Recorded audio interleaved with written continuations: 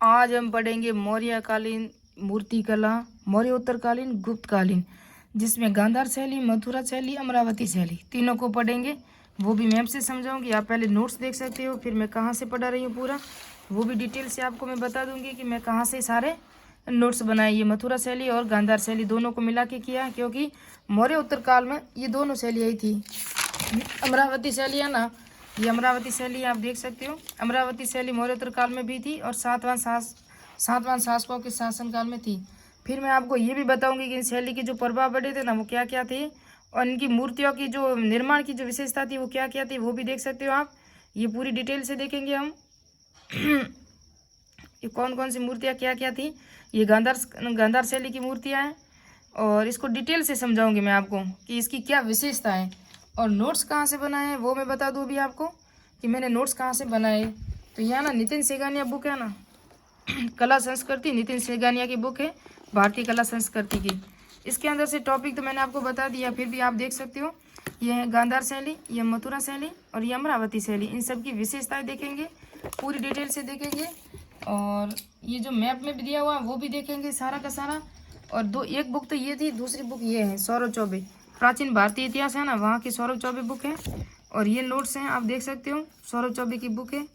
क्योंकि मैं आपको नोट्स है ना अथॉरिटी सोर्स देना चाहती हूँ, कोई और से नहीं दूंगी, क्योंकि जो आपको एग्जाम की दृष्टि से इम्पोर्टेंट होंगे ना, जो बार बार परीक्षा में आते हैं, वहीं से आपको नोट्स दूंगी और वहीं से आपको पढ़ना है, क्योंकि बार बार आपको रिवीजन नहीं करना पड़े। और ये टॉपिक हमारा चल रहा है। अगर आपने मेरी वीडियो नेक्स्ट नहीं देखो तो वो भी देख लेना, जिसमें से ये टॉपिक चल रहे हैं हमारे। अभिलेख हो चुके हैं, सिक्के भी हो चुके हैं, मृदबांड नहीं हुए अभी। और गैरिक वगैरह मृदबांड के किया था, लेकिन अभी पूरा डिटेल से नहीं किया है। और मोहरे भी बाकी है, मूर्ति कला स्टार्ट की है, फिर चित्रकला। मूर्ति कला तो आज पढ़ा दूंगी मैं पूरी की पूरी, फिर चित्रकला बाद में रहेगी। जो बाघ की गुफा है जो, और अजंता और एलोरा की गुफा जो गुप्तकालीन है, वो बाद में पढ़ा दूंगी आपको। फिर स्थापत्य कला, प्राचीन भारतीय इतिहास की पूरी पढ़ाएंगे डिटेल से, क्योंकि डिटेल से जितना पढ़ेंगे ना उतना ही हमको याद रहेगा और आसानी से समझ में आएगा, क्योंकि बार बार पढ़ने से समझ में नहीं आता, कितना भी पढ़ लो। लेकिन आप क्रम वाइज, जैसे प्राचीन भारत के इतिहास से पहले हमने लिए थे भारत का नामकरण लिया, फिर भारत के साहित्य के स्रोत लिए, जहाँ बौद्ध साहित्य लिए, जैन साहित्य लिए, वेद लिए, सूत्र साहित्य लिए, धर्म ग्रंथ लिए, महाभारत और रामायण जो महाकाव्य थे वो लिए। फिर हमने लिए विदेशी यात्रियों का वर्णन लिया था, जिसमें यूनानी, चीनी और अरब यात्री कितने आए थे, सारा क्रम से पढ़ाया, डिटेल से पढ़ाया। उससे बाहर नहीं जाने वाला कोई भी एग्जाम में प्रश्न। आज हम पढ़ेंगे गांधार शैली और मथुरा शैली और अमरावती शैली, तीनों को डिटेल से पढ़ेंगे। उसको मैप से समझा दूं मैं थोड़ा सा, क्योंकि गांधार शैली है ना वो यहाँ थी पाकिस्तान में इधर, और जहाँ से कुषाण शासक थे ना, कुषाण शासकों का प्रभाव रहा था। फिर मथुरा शैली ये हमारे यूपी साइड में, यहाँ एमपी में, यूपी के बीच में जो मध्य भारत में थी। फिर अमरावती शैली है ना, ये दक्षिण भारत में थी, जहाँ अमरावती क्षेत्र है, आंध्र प्रदेश है, नागराजुनकोंडा है, महाराष्ट्र है, तमिलनाडु, आंध्र प्रदेश यहाँ का क्षेत्र था, जहाँ सातवां शासकों का शासन था। सातवां शासकों के संरक्षण में ये पली थी। तीनों शैलियाँ अलग अलग हैं, तीनों शैलियों की विशेषताएं पढ़ेंगे, काल पढ़ेंगे, क्या क्या इनकी पूर्ण विशेषताएं थी, कौन कौन सी जो मूर्तियाँ बनाई थी इन्होंने, कांसे की कौन सी थी, पत्थर की कौन सी थी, और किस अवस्था में बनाई थी इन्होंने। भारत में सर्वप्रथम है ना हिंदू देवी देवताओं की मूर्तियां है ना वो मथुरा शैली में बनी थी और गुप्त काल में बनी थी। मथुरा शैली में बनी थी है ना, प्राचीन काल में। और बौद्ध धर्म की जो मूर्तियां है ना वो भी मथुरा शैली में बनी थी सर्वप्रथम, लेकिन सर्वाधिक मूर्तियों का निर्माण है ना वो हुआ था गांधार शैली में। किसकी? बौद्ध धर्म की। जैन धर्म की महावीर स्वामी की मूर्ति वो भी मथुरा में बनी थी। और अमरावती शैली है ना, वहाँ सिर्फ क्या बनी थी बताएं, कि बौद्ध धर्म की जातक कथाएं और पुनर्जन्म की कथाएं थी ना, वहाँ की जो अमरावती शैली में ये आपको मूर्तियाँ यहाँ देखने को मिलेगी। और पूरी डिटेल से अभी स्टार्ट करते हैं।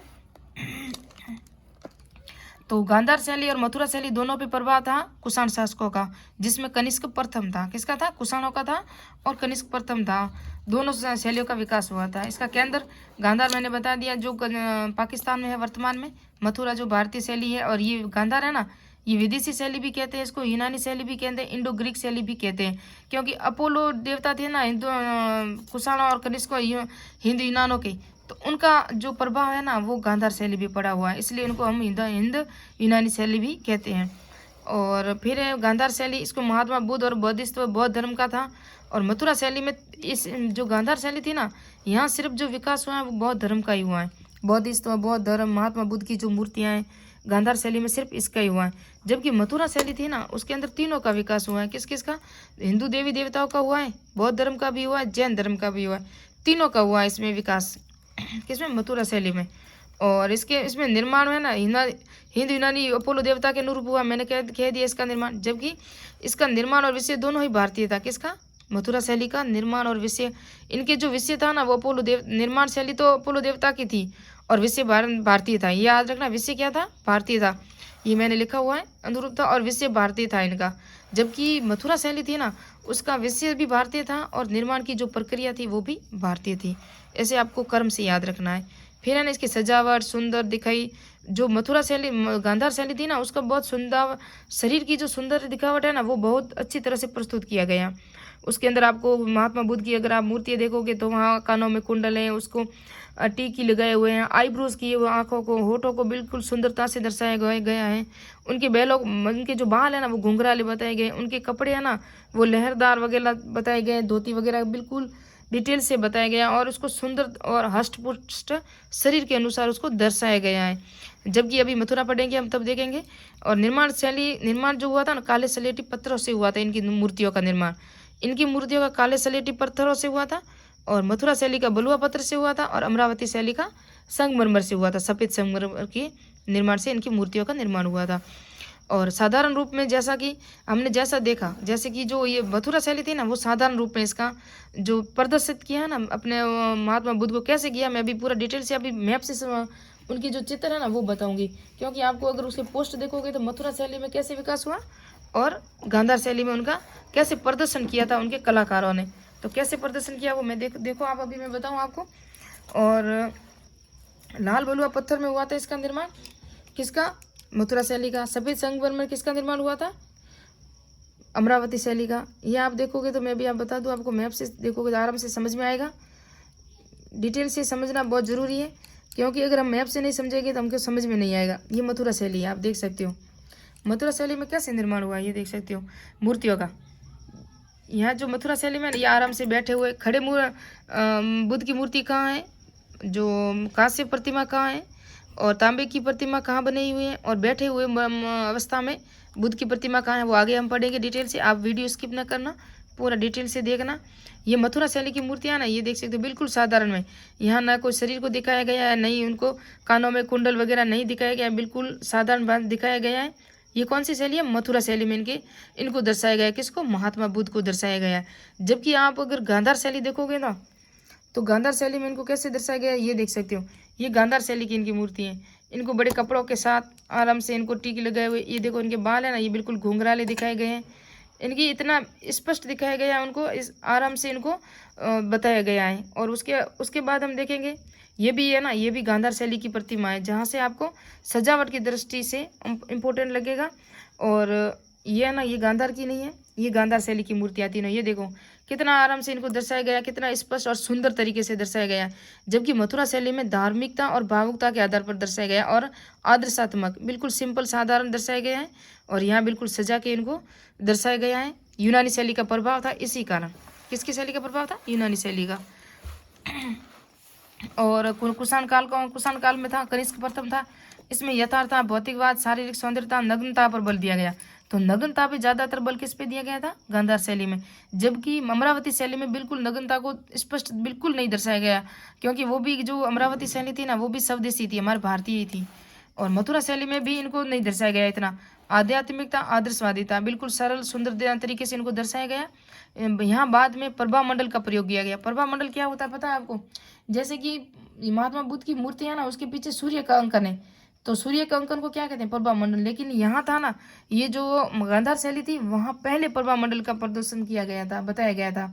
ये गांधार शैली की मूर्ति मैं आपको बता दूं, ये आप देखोगे ना, तो यहाँ जो ये सूर्य की प्रतिमा है ना, ये सूर्य की प्रतिमा बताई गई बीच में, तो ये गांधार शैली में सर्वप्रथम दिखाई गई थी। लेकिन सर्वाधिक मूर्तियों में ना वो मथुरा शैली में दिखाई गई थी। मथुरा शैली में सर्वाधिक मूर्तियों के पीछे इनकी प्रभा मंडल है ना, उसको दर्शाया गया था। यानी कि ये सूर्य का, ये मैंने बनाया था खुद ने, महात्मा बुद्ध का जो चित्र बनाया, उसके पीछे ये सूर्य और इसकी किरणें। तो सर्वाधिक तो मूर्तियां थी ना सूर्य के अंकन वाली, वो तो मथुरा शैली में थी। लेकिन सर्वप्रथम जो प्रभा मंडल का जो प्रयोग किया गया था वो कहाँ किया गया था?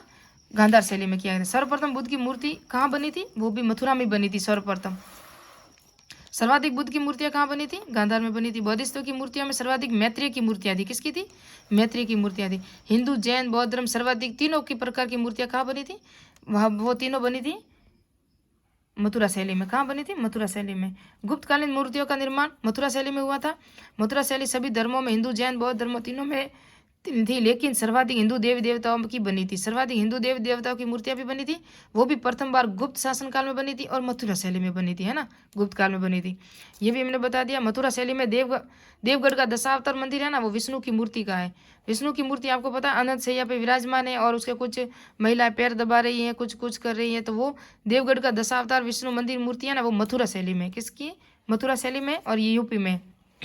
कानपुर का भीतरगांव मंदिर वो भी इसी में है। किसमें है? मथुरा शैली में। और बुमरा का शिव मंदिर, एक लिंग जी शिव मंदिर में शंकर एक लिंग जी की मूर्ति, एक लिंग शिव मंदिर, लिंग पे जो शिव की मूर्ति है ना, वो कहाँ है? बुमरा का शिव मंदिर है, जो एक लिंग पे शिव मंदिर है और वहाँ शिव की मूर्ति दर्शाया गया। तिगवा का विष्णु मंदिर है ना, विष्णु मंदिर, उसके अंदर एक इम्पोर्टेंट बात यह है, तिगवा के विष्णु मंदिर में तिगवा का तो विष्णु मंदिर है, लेकिन नचना कुटार पार्वती का शिव मंदिर, सॉरी, इसकी इंपॉर्टेंट बात है कि यह अर्धनारीश्वर, आधा तो शिव जी का चित्र है, आधा पार्वती का है, दोनों को मिला के किया। पहला शिव और पार्वती की संयुक्त मूर्ति है, उसे अर्धनारीश्वर की मूर्ति कहा जाता है। वो भी मैप से भी बताऊंगी मैं आपको कि अर्धनारीश्वर की मूर्ति कैसी होती है। आधा शिव जी का चित्र है, आधा पार्वती का जो चित्र मूर्ति है, दोनों को मिला के मूर्ति बनाई गई है। जिसे नचना कुटार में है वो पार्वती मंदिर भी में है, और इसे शिव पार्वती की मूर्ति की संयुक्त मूर्ति है। ये मैंने आपको बता दिया। उसके बाद हम देखेंगे उदयगिरी की गुफा मंदिर, जहां आपको पृथ्वी को उठाए हुए बताया, आपको वराह का अवतार बताया गया, शिव को बताया गया था। ये चंद्रगुप्त सेकंड के समय में बनी थी।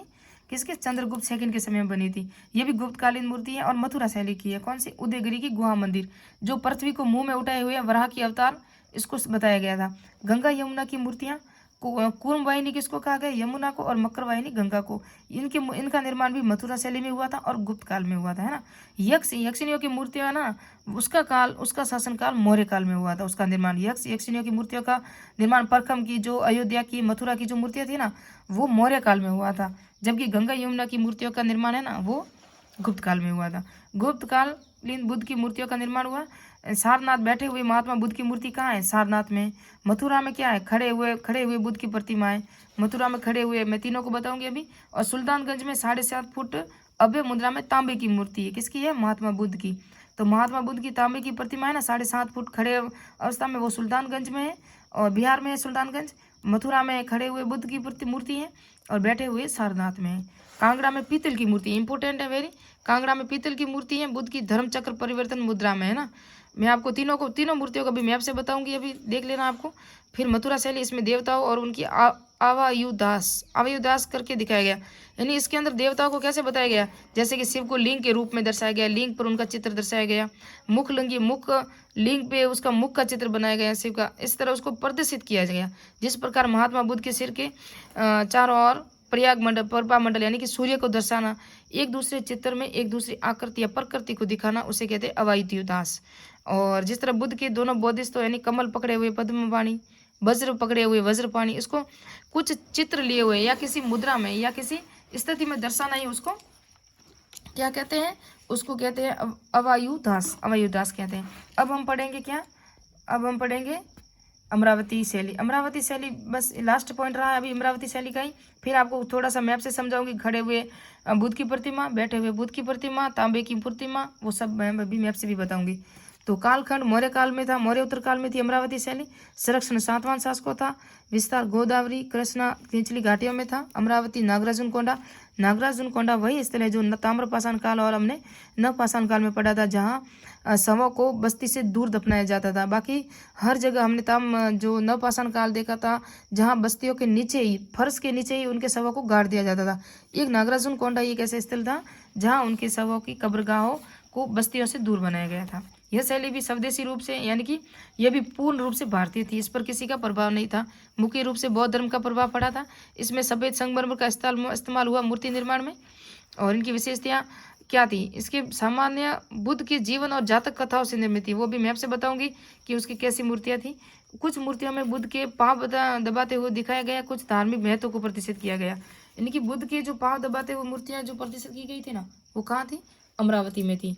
अमरावती में बुद्ध की पांव दबाते हुए मूर्तियां हैं। कुछ बुद्ध की जातक कथाओं की मूर्तियां हैं। ये आप देख सकते हो, ये मूर्ति है।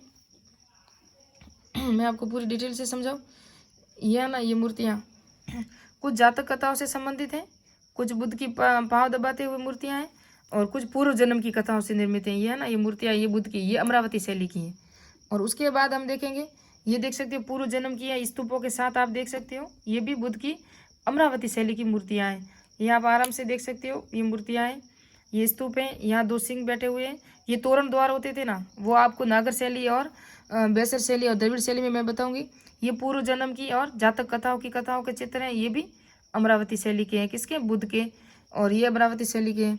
उसके बाद हम देखेंगे, ये भी बुद्ध की अमरावती शैली के सारे चित्र हैं जो पूर्व जन्म की कथाओं से हैं। और ये देख सकते हो आप, ये स्त्रियां ना, ये पैरों को दबाए हुए दिखाई गई है। कहाँ? बुद्ध के अमरावती शैली में। ये स्त्रियां बैठी हुई हैं और ये महात्मा बुद्ध बैठे हुए हैं और इनके पैरों को दबा रही है कुछ स्त्रियां, ये आप देख सकते हो। और एक और मैंने आपको बताया था, मैं वो भी बताऊंगी आपको। और ये देख सकते हो, ये सारनाथ है ना, ये सारनाथ में महात्मा बुद्ध बैठे हुए मुद्रा में बैठे हुए सारनाथ में। इसी तरह याद रखना, बैठे हुए मुद्रा में स्थिति जो बुद्ध की मूर्ति मिली वो कहाँ मिली है? सारनाथ में मिली है। और ये मथुरा में खड़े हुए बुद्ध, महात्मा बुद्ध की मूर्ति मिली है। खड़े हुए मुद्रा में कहाँ मिली है? मथुरा में खड़े हुए मिली थी, लेकिन ये मिट्टी की मूर्तियाँ थी, है ना। जबकि सुल्तानगंज में ये तांबे की थी। ये देखो, ये तांबे की थी। सुल्तानगंज में 7.5 फुट की थी मूर्ति। ये मैंने बता दिया आपको। और बाकी डिटेल से अभी वेब से आपको मैंने पूरा पढ़ा भी दिया है कि क्या क्या था। अब ये लास्ट इंपॉर्टेंट ये रहा है, एक लास्ट वीडियो है, लास्ट पॉइंट रहा है जो अमरावती शैली, अमरावती लिंगराज पल्ली से प्राप्त धम्म चक्र। ये एक इम्पोर्टेंट पॉइंट था ना, वो देखो पाँव से दिखाए हुए बताया गया था स्त्रियों को। ये जो अमरावती शैली का लिंगराज पल्ली से प्राप्त धम्म चक्र, बौद्ध एवं रत्नों से जड़ाने वाली एक गुंबदाकार पट्टी प्राप्त हुई, जिसमें बौद्ध धम्म संघ तीनों का वर्णन मिलता है। किसके? लिंगराज पल्ली से प्राप्त धर्म चक्र, बौद्धायन रत्नों से दर्शाने वाली एक गुंबदाकार पट्टी से। तो ये इंपॉर्टेंट था, ये पर देख ले सक याद करना आप, क्योंकि ये परीक्षा में आ सकता है कि बौद्ध धम्म संघ तीनों का वर्णन कहाँ मिलता है? तो अमरावती से मिलता है ना, अमरावती शैली से। इस शैली में स्त्रियों के आभूषणों के प्रति कम आकर्षण है। तो भारतीय शैली में आभूषणों के प्रति कम ही आकर्षण बताया गया। आपको पता है गांधार शैली में आभूषण बताए गए थे, सजावट बताई गई थी, लेकिन महात्मा बुद्ध का मथुरा शैली में जितनी मूर्तियां मिली वहां भी सजावट कुछ नहीं थी। सिंपल साधारण आध्यात्मिक दृष्टि से बताया गया था। और इस शैली में सजीवता भक्ति भाव के साथ साथ कुछ मूर्तियों में काम विषम की बताई गई थी। और कला के माध्यम से धर्म प्रदान की जगह मनुष्य प्रदान बनाने का प्रयत्न किया गया। ये जो अमरावती शैली थी उसके अंदर कला के माध्यम से क्या किया गया? धर्म प्रदान नहीं बता के मनुष्य प्रदान बताया गया। अब नेक्स्ट में हम पढ़ेंगे, नया टॉपिक पढ़ेंगे जो गुप्तकालीन होगा, चाहे मौर्यकालीन होगा। नेक्स्ट में पढ़ेंगे, मूर्तियाँ पढ़ेंगे या मोहरे पढ़ेंगे। मिलते हैं नेक्स्ट वीडियो में, नेक्स्ट पार्ट में।